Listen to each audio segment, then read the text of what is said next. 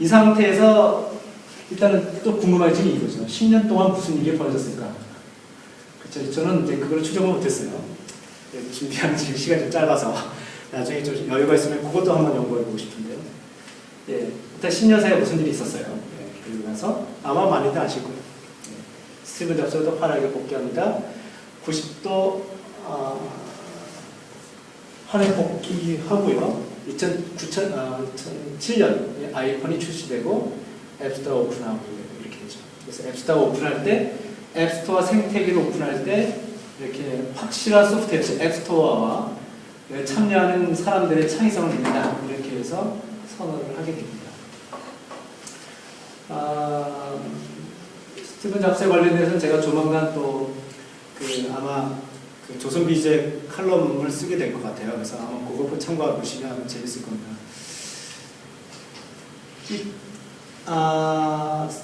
애플이 아이폰을 출시할 당시에 같은 해 또 다른 생태계가 나타납니다.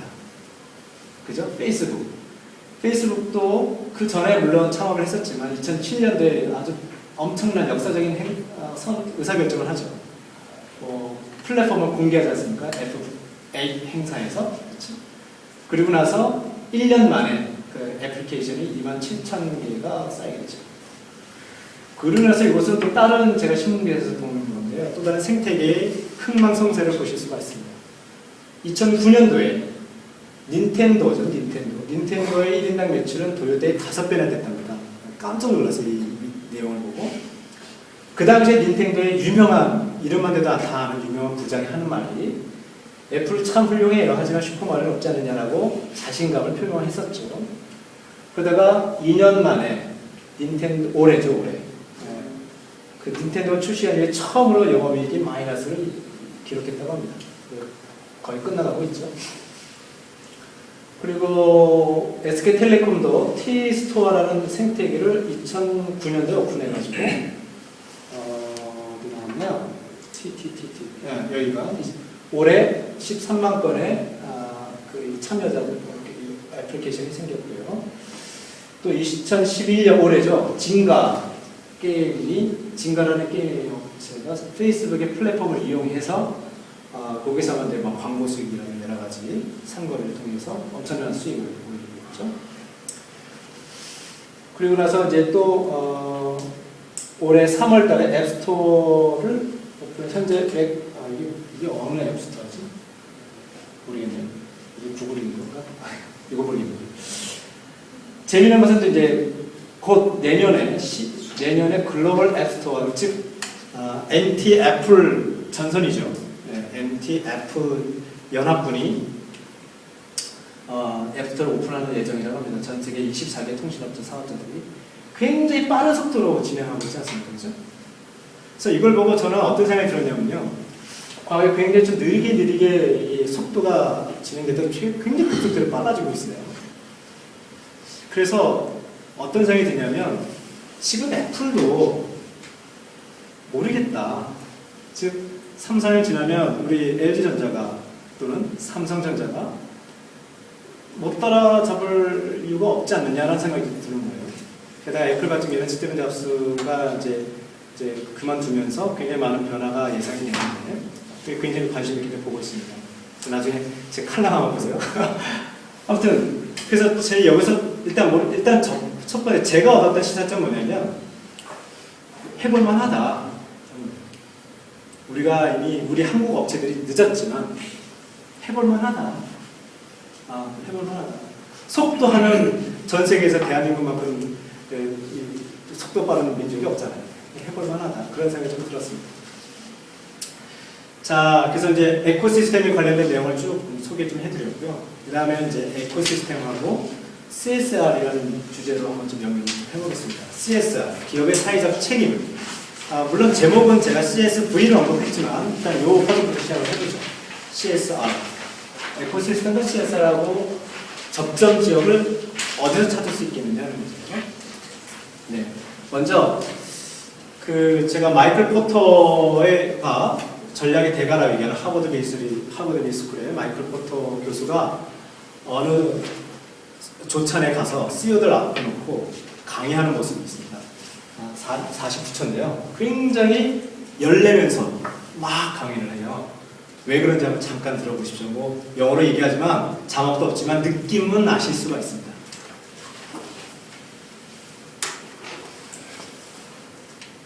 2010년 뉴욕이었습니다. 소리 나와요. Let's talk a little bit about creating shared value. And the broader question of what should be the role of corporations in economic and social development. This question now has reached the level of urgency for business. urgency. We are right now at a time where there are many challenges facing the world. And what has been so striking to me is how the awareness of these challenges has grown to a level that I have never experienced. Never experienced before. 그죠? 그 정도는 들어오시죠? 여기 계신 분들 최소한. 포인트가 뭐냐면요. 기업인들 정신 차려라. 내가 경영학 교수로 재직한 이 이 시절 중에서 지금이 가장 우리 자본주의가 위기에 빠져 있다고 얘기합니다. 그래서 이분의 아티클의 부제가 Rethinking Capitalism이에요. 자본주의가 최대 위협을 받고 있다. 이런 얘기합니다. 왜 그러냐면 이거는 우리가 다시 한번 경영의 역사를 쭉 돌아봤을 때 생각해봐야 화두기도 한데요. 예전에는 우리가 70년대, 80년대 생각해보십시오. 60년대, 70년대 기업이 우리 지역사회에서 해야 할 최고의 덕목은 열심히 돈 벌어서 우리 종업원 고용을 하고 우리 종업원들이 적금을 들게 하고 예측 가능한 삶을 살게 해주는 거죠. 그리고 우리 기업이 계속 수익이 나서 지속 가능하게 하는 것이 이거야말로 하늘이 나한테 준 사명이었어요. 그래서 우리 기업을 열심히 운영하는 것만으로도 사회적인 책임을 다한 거라고 생각했습니다. 그런데 그런 시대는 갔다는 거예요. 그것도 중요합니다. 중요한데 어디셔널하게 사회적인 이슈로 외면해서는 안 된다는 얘기거든요. 이게 CSR은 기업에서 인심의 국간의 인심 나다는 그런 차원에서 예산을 떼서 기부라든가 이런 식으로 좀 시작했잖아요. 그런 차원이 다른 거죠. 왜 이런 이슈가 나왔냐면 생각해 보세요. 기업이 성장하면서 마이크로소프트의 이 동영상은 유튜브에도 많이 있어요. 그래서 아마 하버드 비즈니스 리뷰 그 편집장과 대답하는 연구에 있는데요. 오늘은 제가 시간 없어서 못 보여드리겠지만 그 내용이 이런 게 있습니다. 기업이 성장했는데 그래서 돈을 많이 벌어요. 그런데 주위에 있는 지역사회에서는 물어보는 거죠. 그래서 나한테 해준 게 뭐야? 기업이 수익이 많이 나면 직원을 많이 채용하나요? 그건 아니잖아요. 아니면 수익의 발달에 따라서 직원이 더 많이 채용되는 것도 아니에요. 그러잖아요. 또 오히려 외국에 투자를 하거나 유보하거나 여러 가지 또는 효율을 높이잖아요. 효율을. 수익성은 강조되지만 그죠? 그런 일들이 비일비재하게 보이니까 지역사회가 뿔나기 시작했다는 거예요. 마이크로소프트 얘기입니다. 제 얘기가 아니에요. 지역사회가 이제 뿔나기 시작했다. 이제 기업들 안 믿는다는 거예요. 그렇게 돈 많이 벌어서 뭐 하려고 나한테 도움 주는 것도 아닌데 이런 이슈가 생긴다는 거예요. 게다가 플러스 뭐 하냐면 마이크로소프트가 뭘 지적하느냐, 소비자들은 소비자대로 지역사회는 지역사회대로 그렇게 기업들한테 요구사항이 굉장히 많아질 것이고 정부는 문제는 정부는 정부대로 기업들한테 압력을 가할 것이라는 거예요. 올해 보세요. 우리 동반성장이라는 압력이 엄청나게 오잖아요. 그죠? 그게 우리나라만의 문제가 아니라는 거예요. 전 세계적으로 똑같다는 거예요. 전 세계적으로. 이게 자본주의의 최대 위기라는 겁니다. 정신 차리지 않으면.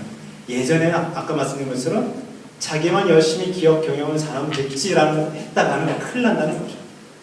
이걸 가속화시켜주는 게 뭐 SNS 뭐 이래서 소비자 주권 시대 뭐 이런 얘기 나오잖아요. 이게 이렇게까지 흘러오게 되는 거죠. 그래서 정신 차려서 해라. 그래서 기업이요 사회적인 이슈, 소사이어털 이슈에 관심을 가지세요 라고 합니다. 그런데 기존의 사회적인 이슈에 관심을 갖는 그런 행위를 보니까 이게 문제가 있어라고 이제 진단을 하게 돼요.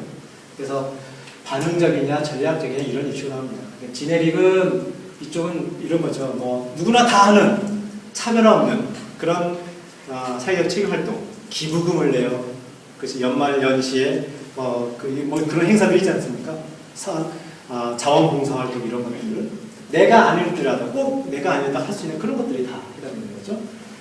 이것은 밸류체인 상에서 요 영역은 뭐냐면요. 요 영역은 밸류체인 상에서 뭔가 액티비티 하지만 결국 그것은 우리 회사의 리스크 매니지먼트 차원에서 하는 거예요. 우리 강사 풀이게 예컨대 리스크 매니지먼트 차원인 거죠. 전략적이라는 표현은 이 전략이라는 표현, 이 스트래티지라는 표현은 선택을 의미합니다. 그렇죠? 선택. 자원이 제한되어 있습니다. 제한된 자원을 어디에다 투자할 것인가 이런 이슈란 말이에요. 이왕이면 돈 잘 버는데 투자해야 될 거 아니에요. 이왕이면 우리한테 수익이 날 수 있는데 투자를 해야 되는 거죠. 바로 이런 겁니다. 그래서 밸류체인에 우리 기업에게도 도움이 될 수 있는 그래 우리 기업에 도움이 될 수 있는 그런 활동을 한다는 것이 이 영역에 해당이 되는 거죠. 그 다음에 소셜 디멘전 컴패러티브 컨텍스트는 장기적으로 우리 기업의 경쟁력에 영향을 미칠 수 있는 지역 사회, 지역 산업이라든가 관련 산업이라든가 수요라든가 뭐 이런 것들을 얘기하는 거죠. 그래서 마이클 포터의 본인의 이론이 밸류체를 가지고 얘기를 합니다. 그러니까 예를 들면 이런 거죠. 여기 보면 제가 교재도 썼죠. 본적 활동, 지원 활동이 있었지 않습니까? 네. 3페이지에 보시면 되죠. 그러니까 예를 들면서 이런 거죠. 아웃바운드 로지스틱스, 아웃바운드 물류 활동 중에 여러 가지 중에서 즉 밸류체인의 활동인데 기업에게도 도움이 되는 거죠. 기업에게도 도움이 되는 거. 예컨대 이런 거죠. 맥도날드의 클램쉘이라고 맥도날드 햄버거를 포장해주는 그런 케이스가 예전에는 비닐 케이스, 플라스틱이었었는데 이거를 종이로 바꿨습니다. 디스포저로 바꿨죠. 그러면 어떻게 됩니까? 환경에도 도움이 되죠. 친환경으로 바뀐 거예요. 근데 알고 보니까 그게 혁신이었던 거예요. 원가가 다운됐어요. 그러니까 기업에도 도움이 되고 원가가 다운되니까 또 친환경적으로 바뀌었으니까 환경이라는 소셜 이슈도 해결됐습니다. 뭐 이런 식의 거죠. 그런 것들을 찾아보자는 거예요. 우리 내부에서 바꿔보자. 뭐 이런 인사이드 아웃잖아요. 그래서 아까 말씀드린 것처럼 장기적으로 우리 기업의 경쟁력에 영향력을 미칠 수 있는 4가지의 요인들. 그래서 경쟁 관계라든가 인풋 요소, 로컬 디맨드, 그 다음에 관련 및 산업에 대한 그런 내용들이죠. 이거는 뒤에 다른 사례를 통해서 한번 볼까요? 대표적인 이 네슬레가 굉장히 많이 언급이 됩니다. 나중에는 이 해외 저널, 잡지에서 LG전자의 사례들이 많이 나왔으면 좋겠어요. 네, 저도 이 네슬레 사례를 벌써 한 대여섯 번 얘기한 것 같아요. 뭐 이런 식으로 해서. 아무튼 네슬레가 인도의 가장 못 사는 지역 이 모가라는 데 진출하려고 합니다. 이 모가라는 지역은 아무것도 없어요. 아무것도. 그렇죠? 아무것도 없어요. 지역에 완전히 아무것도 없습니다. 퍼블릭 유틸리티가 없어요. 땅도 영 꽝이고요. 송화제 치사율도 높고요. 그 다음에 인프라스트럭처가 하나도 없습니다. 이럴 때 보통 기업들은 해외 다른 지역에 가거나, 그렇죠? 그 다음에 글로벌 아웃소싱 하거나 이러지 않겠습니까? 근데 네슬레는 다른 정책을 했다는 거예요. 환경 자체를 바꿔주는데, 즉 기업 사회에 도움이 되니까 마치 그 지역에서는 네슬레 만세 할 정도로 굉장히 좋은 일을 해요. 지역이 떨어졌으니까 지금도 인도 지역에 가면 그 멀리 지역에서 우유를 배달해가지고 먹는 분들이 많거든요. 지금도 많아요. 그만큼 떨어져 있으니까. 근데 냉동차를 지원해줘요. 굉장히 얼마나 고맙겠어요. 그 다음에 전문가, 즉 영양사라든가 이런 수의사도 파견해주고요. 교육도 시켜주고요. 돈도 줘요. 와이나 이렇게 된 거죠. 그러니까 지역사회가 건강해집니다. 지역사회가 건강해집니다. 바로 이런 거죠.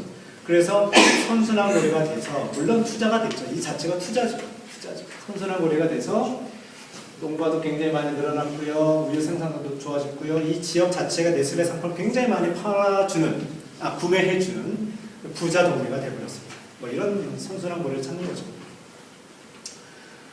문제는 이거예요.